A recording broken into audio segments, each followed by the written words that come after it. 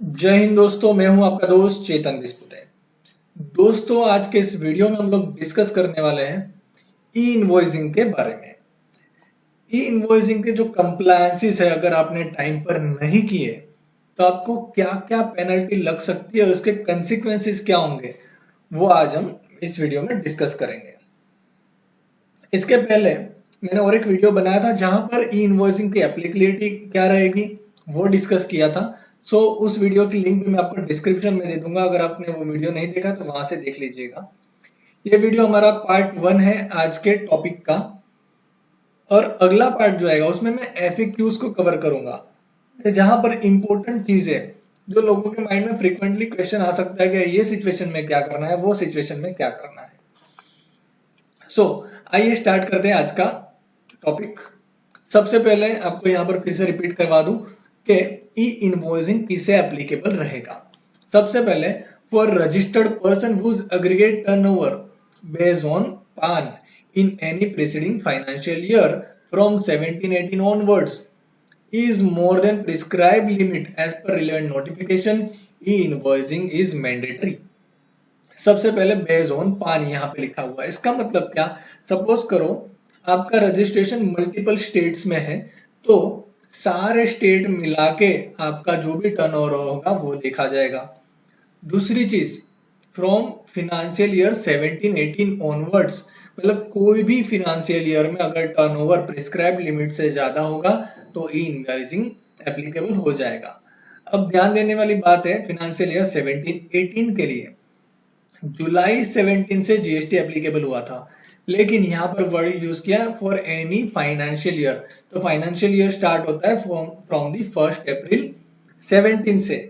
सो यहाँ पर पूरे फाइनेंशियल ईयर का टर्नओवर देखा जाएगा। 17-18, 18-19, 19-20 और 20-21, सारे फाइनेंशियल ईयर में से कोई भी फाइनेंशियल ईयर में अगर टर्नओवर 50 करोड़ से ज्यादा है तो ई इनवॉइसिंग एप्लीकेबल हो जाएगा। ये जो इनवॉइसिंग की लिमिट है, फेज मैनर में गवर्नमेंट ने इंप्लीमेंट की। पहले 500 करोड़ की लिमिट थी, फिर 100 करोड़ की, अब 1 अप्रैल 21 से लिमिट जो है वो 50 करोड़ हो चुकी है।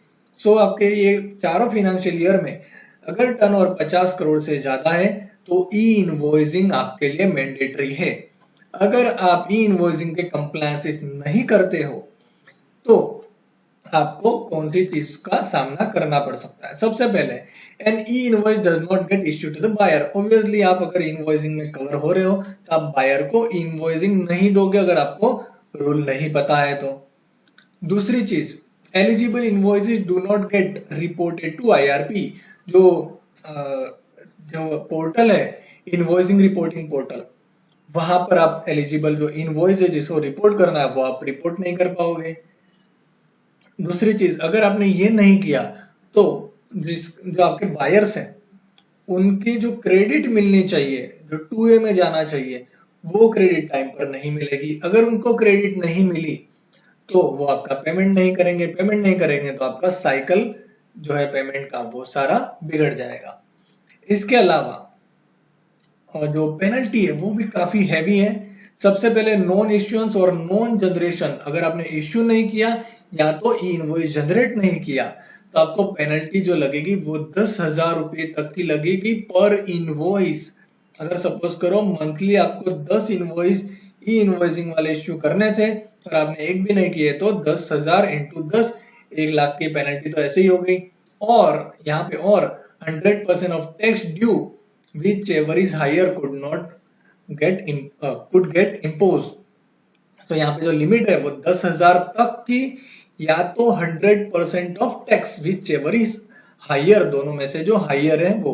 अभी मैं फिलहाल के लिए समझता हूँ कि भाई सपोज करो आपका टैक्स अमाउंट जो है वो कम है तो 10,000 पकड़ लो, तो भी 10 इनवॉइस पे आपकी 1 लाख की पेनल्टी तो ऐसे ही लग गई। और जो मिसलेनियस प्रोविजन है पेनल्टी का, उसमें इनकरेक्ट इनवॉइसिंग के ऊपर आपको 25,000 रुपए तक की पेनल्टी लग सकती है। तो पेनल्टी जो है वो काफी हैवी है। इसके अलावा और एक नया अपडेट है कि जो गवर्नमेंट की गाइडलाइंस है ई वे बिल पोर्टल के ऊपर, वहां पे उन्होंने कहा है कि अगर ई इनवॉइसिंग नहीं होगा तो ई वे बिल जो है वो भी जनरेट नहीं होगा। यानी कि ई वे बिल के अंदर आपको IRN इनवॉइस रेफरेंस नंबर की डिटेल भी देनी जरूरी है। तो आपने e way bill e invoice generate नहीं किया तो आप ई वे बिल भी जनरेट नहीं कर पाओगे। और ये जो एक साइकिल है नॉन जनरेशन का या नॉन पेमेंट का, उसमें फंसते जाओगे। आपको एक एग्जांपल में बताऊं, मैंने काफी ऐसे किस्से देखे जहां पर जेन्युइन पार्टी जो अच्छे से बिजनेस कर रहे थे, बट हुआ यूं, 1-2 महीने तक उन्होंने क्या किया, पेमेंट जो है वो टैक्स का पेमेंट नहीं कर पाए। सामने से जो बायर्स हैं उनका उनके 2A में जो दिखा नहीं क्रेडिट, इसलिए उन्होंने पेमेंट नहीं किया और यहाँ पे इनको पेमेंट नहीं आया। तो धीरे धीरे करते 6 महीने हो गए और नंबर भी कैंसिल और सारा बिजनेस जो है वो ठप हो गया। सो ये जो हमें लगता है कि 1 महीना निकाल लेंगे हम, अगले महीने में कर लेंगे, वैसा बिल्कुल भी नहीं होता है। बाय चांस अगर आप वो साइकिल में फंस गए तो बहुत बड़ा इश्यू आ सकता है। एनीवे, अगर आपको ई इनवॉइसिंग का आपको अच्छे से इम्प्लीमेंट करना है, आपके वहां पे ERP सिस्टम है, तो आप उसे जो अच्छे सॉफ्टवेयर से उसके साथ कनेक्ट कर सकते हो। जैसे कि अगर मैं बात करूं क्लियर टेक्स का, तो क्लियर टेक्स एक बहुत अच्छा क्लाउड बेस्ड सॉफ्टवेयर है। आप उसके साथ आपकी ERP को भी लिंक करवा सकते हो और ये जो है काफी इजी टू कनेक्ट है, सुपर फास्ट, रिलायबल और सिक्योर भी है। SSL एनक्रिप्शन भी ये लोग यूज करते हैं, सो सिक्योरिटी का भी यहाँ पर कोई क्वेश्चन नहीं है। अगर आप क्लियर टेक्स्ट का सॉफ्टवेयर जो है उसका यूज करना चाहते हैं ई इनवॉइसिंग के लिए, तो आप कर सकते हो। मैंने डिस्क्रिप्शन में उसकी लिंक दे के रखी है, डेमो भी दे के रखा है और लिंक भी दे के रखी है। अगर आप वहां से सब्सक्रिप्शन लेते हो तो आपको 10% का डिस्काउंट भी मिल जाएगा।